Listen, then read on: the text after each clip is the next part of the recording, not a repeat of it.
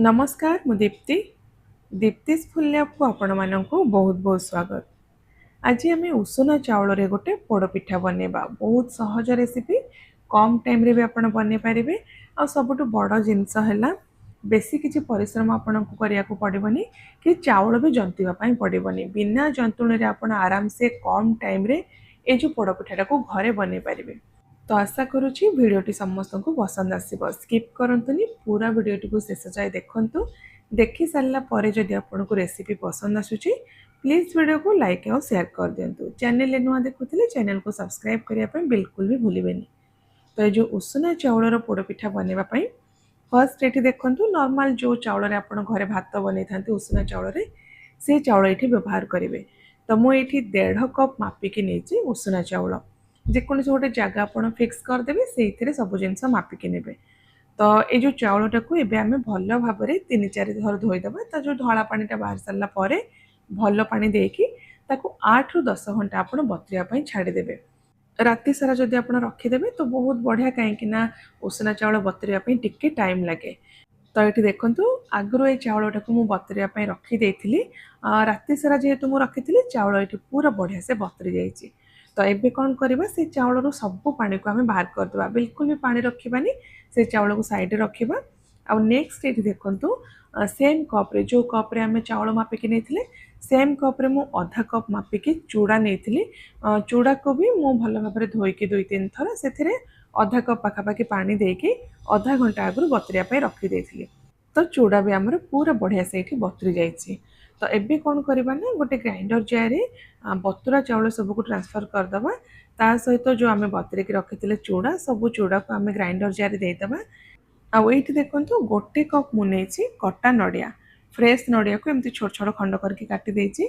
या जगह आप नड़िया को कोरिकी भी गोटे कप मिक्स करें। तो तापर ए पानी किछि देकी भल भाव यहाँ को चिकन करके बाटीदबा। तो पानी भी ये मापिकी नवा जो कप्रे सब जिनस ये मापिकी नहीं ना सेम कप्रे मु गोटे कप फास्ट ये पानी मिक्स करी ताकू ग्राइंडिंग करेंगे। जदि पर आपन को पानी दरकार पड़ुछि तो आप पानी मिक्स करेंगे। ये देखु फर्स्ट मु गोटे कप पानी देती जेहेतु ग्राइंडर जार पूरा भरिकी थिला से भल भाव ग्राइंडिंग हो पार नाला से सेम कप्रे आउ आधा कप मु पानी देकी भल भाव यहाँ को बाटी देछि पूरा एमती चिकन करके बाटीदेवे। तो टोटाल ये 1.5 कप पानी देकी ए पूरा बैटरटा को बाटी देछि। तो ये गोटे बड़ जगह को आम बैटर सबको देदेबा। तापर ये देखो सेम कप्रे आम 1.5 कप मापिकी नहीं जा गुड़ मुझे गुंड गुड़ यूज करी। जदि आप गोटा गुड़ नौ ग्रेट करके भी 1.5 कप मिक्स करेंगे ना गुड़टा को मेल्ट करके आप मिक्स करेंगे कि मेल्ट करला बेले बेसी पानी आप यूज करेंगे। नेक्स्ट आम 1 ରୁ 1.5 ଚାମଚ मिक्स करवा गोलमरीच गुंड जोटा मुझे दरदरा खंड करके गुंड कर गुजराती गुंड आम 1 ଚାମଚ मिक्स करवा चोपा सह आप ऐड करेंगे तार फ्लेवर बहुत बढ़िया आसो। तापर 1 ରୁ 1.5 ଚାମଚ आम मिक्स करवा गोटा पानमहुरी आईटी देखो 2 ଚାମଚ मु मिक्स करुच्ची भजा धला राशि राशि को अल्प टिके आप भाजीदेवे से 1.5 ଚାମଚ पाखापाखि मिक्स करेंगे 2 ଚାମଚ मिक्स करेंगे अल्प किसी मुझे साइड रखीदे पर आम यूज करवा। नेक्स्ट 1 ଚାମଚ अदा को ग्रेट करके मिक्स करदे आईटी गोटे तेजपत्र को एमती टिके छिंडेकी पकईदे। तापर आम ऐड करवा अधा छोट चामच लुण बा स्वाद हिसाब से आप लुण मिक्स करेंगे। आईटी कटा नड़िया किसी मिक्स करवा नड़िया आम कि ग्राइंडिंग करते ये अधा कप पाखापाखि मु कटा नड़िया मिक्स करी अल्प किसी रखीदे साइड जोटा पर यूज करवा। भजा चिना बादाम 1/4 कप आम मिक्स करवा सहित काजू भी आम मिक्स करवा 1/4 कप सबू जिनसरू ना अल्प अल्प करके साइड रखी जोटा आम पर यूज करवा। आठी चेरी भी मुझे 1/4 कप पाखापाखि यूज करी। तो ये सबू जिनस को आम भल भाव ये मिक्स करवा। तो ये ना नड़िया काजू चिना बादाम चेरी ए सबू जहाँ मुझे मिक्स करी आपण पसंद हिसाब से कम बेसी करके आप नहीं पारे बा आपण पसंद जेकोसी ड्राई फ्रुट्स ए मिक्स करेंगे। देखो सबू जिनस मिक्स हो सारापर बैटर जो कंसिस्टेंसी एमती ही रहिबो। तो पानी ये एक्सट्रा मु बिल्कुल भी ऐड करेनी बस चाउल को बाटिबा बेले 1.5 कप ही पानी यूज होइछि।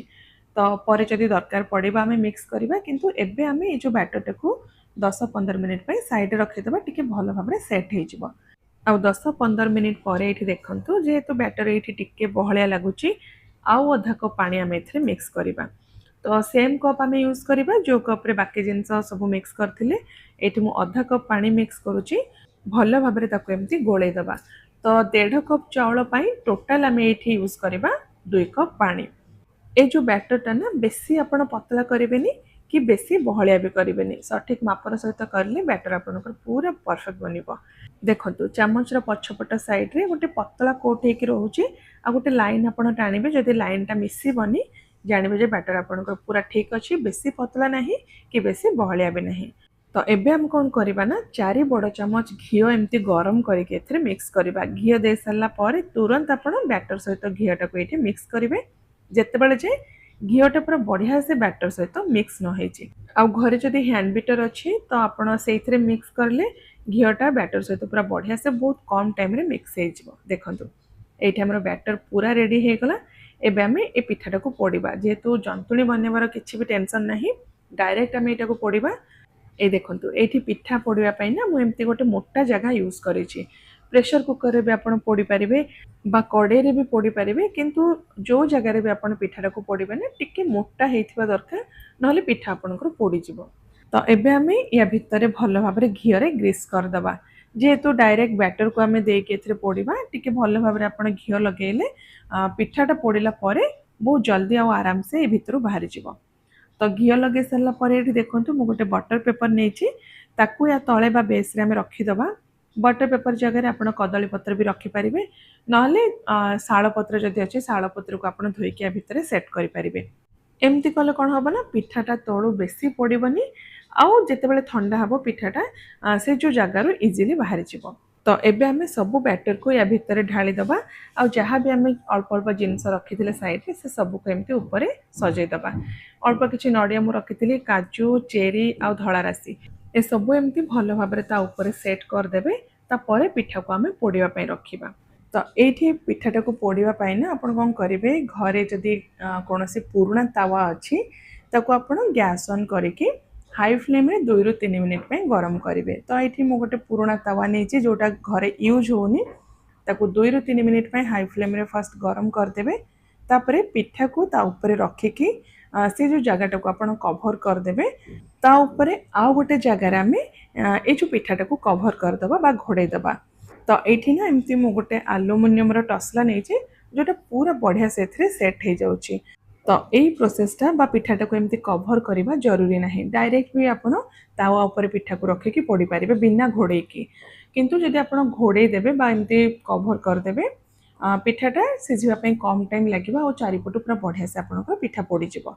तो लो फ्लेम रे रखिकी 60 ରୁ 70 मिनिट बा मिनिमम आप गोटे घंटा एटा को पोड़े डिपेंड करुच्ची आपड़ केमतिया जगह यूज करचंती बा पिठार हाइट केते अच्छी से हिसाब रे टाइमिंग भी आपनकर भेरी करिवो। तो ये पाखापाखि घंटे 15 ରୁ 20 मिनिट लगी ये जो पिठाटा पोड़िया जेहेतु पिठा टिके मोटा थिला तार हाइट बेसी थिला टिके बेसी टाइम लगिला। तो पिठा पोड़ी सारा पर गैस फ्लेम को आप बंद करदे तापर जिते बड़े पिठा आपनकर ठंडा हो गोटे छुरी साहाय्य चारिपटू हल्का लूज करके एमती गोटे प्लेट ऊपर को बाहर करदे। देखंतु बिल्कुल भी आमर जो से जगार लगे जेहेतु बटर पेपर देते आ पिठा जी दरकार से पड़ी एक्सेस आमर पिठाटा पड़ीनी। चाउल पिठा जदि आपनकर एक्सेस पड़ीज ना तलपटू तो सीटा टिके चिउई लगे खावाई टिके टाण रहिबो जेहेतु तले आम बटर पेपर देते आ डायरेक्ट फ्लेम रे पड़ी नथिले पिठा आमर परफेक्ट पड़ी जी दरकार से पड़ी पूरा एमती नरम हो। देखंतु पिठार टेक्सचर ही आप जानीपारे यहाँ केते बढ़िया है बिल्कुल जना पड़ेबनी ये जो पिठाटा बिना जंतिकी बना बोली। तो कम परिश्रम रे कम समय रे एमती बढ़िया पोड़ पिठा आप आराम से बन पारे। एथर रजरे आप ट्राए करंतु केमती लागिला आपणकर मतामत निश्चय शेयर करेंगे। आउ थे आपण मानक पई गोटे बढ़िया रेसिपी नहीं आसबि। Till then take care and bye bye.